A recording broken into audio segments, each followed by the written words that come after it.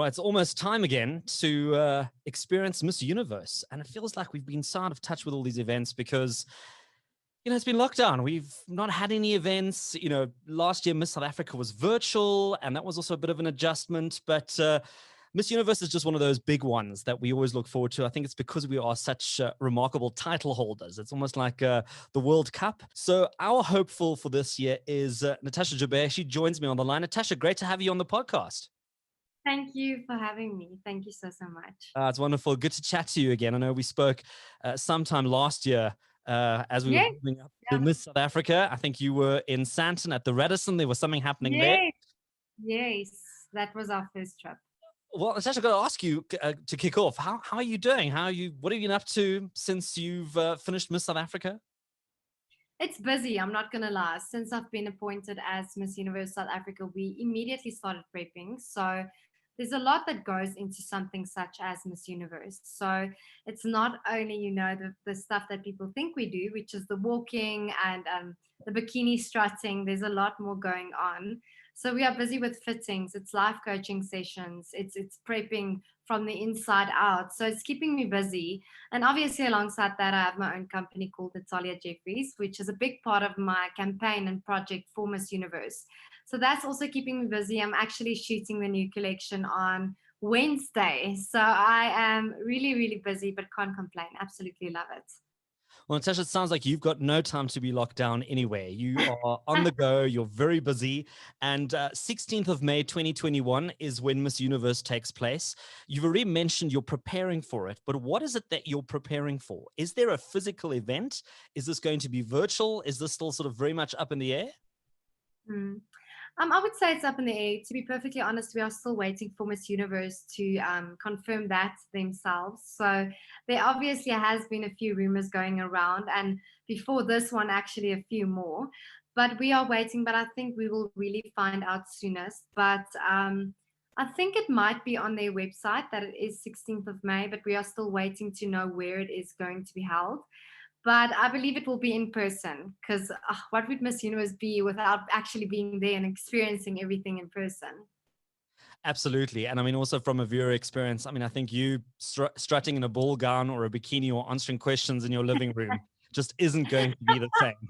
So we wait, as we do with many things, the Olympics, the Euro Cup, the Dubai Expo. We all wait and see what happens. But let's chat about it nonetheless. I mean, no pressure. You've got Demi Lionel Peters. You've got Zozibini Tunzi, who's taken this title. We're hoping you're going to be the third one. I mean, I had my money on you last year for Miss South Africa. I think I still did pretty well. I think I should still get something out of it. Seeing that you made it into the top. What is your feeling about this year? Do you have an idea who you're competing against? What competition you're up against? So before we start, there is a third crown. Our first one was Margaret Gardner. So it's been a few years back. So hopefully we are going to achieve the fourth one this year. So obviously I've got some big shoes to fill, but I think what I'm experiencing is more like the excitement and gratitude, because I think regardless of South Africa being the current Miss Universe, you would have that pressure of carrying South Africa across your chest. And I think every single country feels that way, is regardless whether you have to go for that back-to-back or not, you really want to give everything and you want to give your best. So I'm just really excited. I don't even know how to explain it. It's been a childhood dream of mine, going to Miss Universe and competing in Miss South Africa. And last year, 2019, 2 years back, when I watched Zozi getting crowned, never in a million years that I think I would be the next one representing South Africa. So actually just to be there, it's a lot of gratitude. Well, apologies to Margaret Gardner about winning that. It must have been it's a different time zone. I think that's why I think I must have missed it. We actually need to do like a beauty pageant, what do you call it, like Q&A session, just to like inform everyone. Yeah, I mean, I feel like I need to brush up on my Miss Universe trivia. I would have been a disaster at a quiz now. That could have cost me, Who Wants to Be a Millionaire? I see she was 1959. So yeah, so Margaret Gardner, even less pressure on you now, considering there's been 3 winners. So we hope to take the 4th. But Natasha, you've also kicked off one of your own initiatives after Miss South Africa. Tell us a little bit more about that. It's called Destiny Designed. Yes, really excited. I launched it last week. So this is a call to all South African fashion designers that wants to be a part of my project. And there's a lot more behind it. So people just need to like hold on tight. There's going to be more information released soon. But my fashion show is going to be on the 10th of April. And we really are looking to achieve to, raise funds or really empower fellow business owners through this initiative.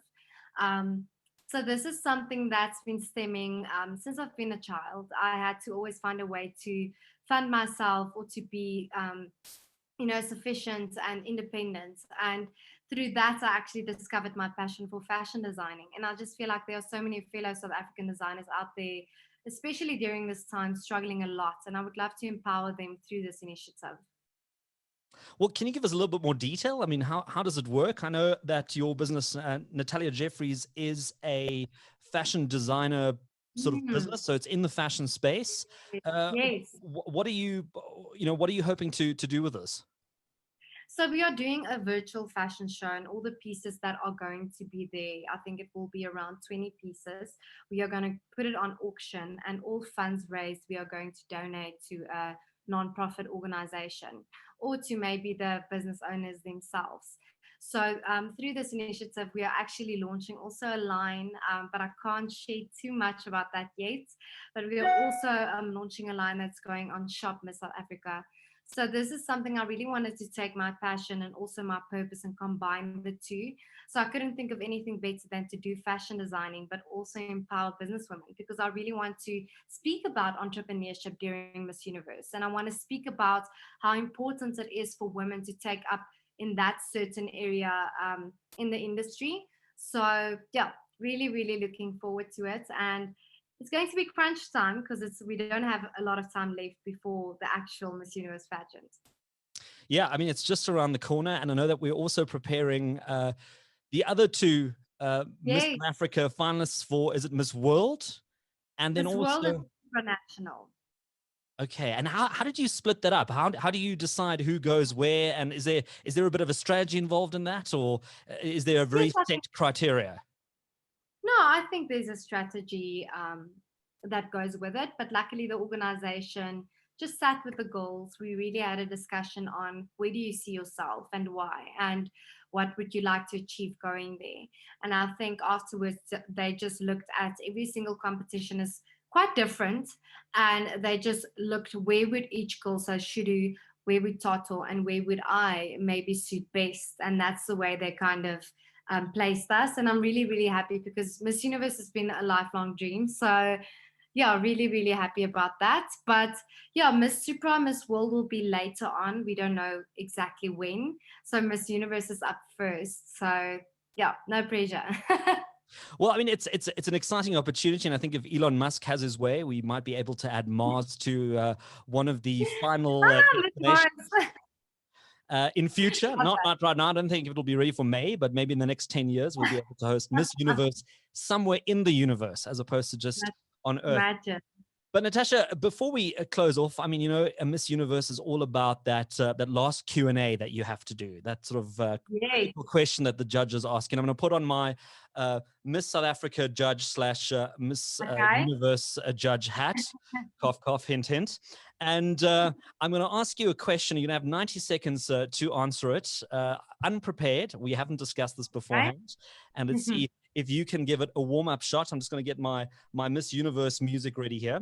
And the question is, if you woke up tomorrow and gained any one ability or quality, what would you want it to be? So let me give you that question again. If you woke up tomorrow and gained any one ability or quality, what would you want it to be? You've got 90 seconds, and that 90 seconds starts now.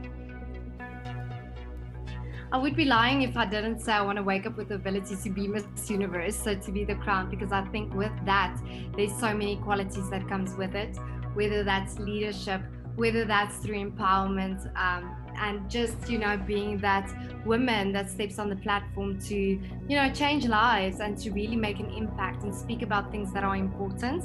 So I would say, and I feel like being Miss Universe is a superpower. If we look at Demi, if we look at Zozibini, they have advocated for something so different, but yet something so important. And I feel like when I speak about entrepreneurship, that would also be something so important for society to hear. Well, there you have it, Natasha Joubert. That's why we're sending her to Miss Universe. And fingers crossed. And Natasha, I'm going to put it down there right now. If you win this Miss Universe, you do realize that you're going to have to give me one of the first interviews.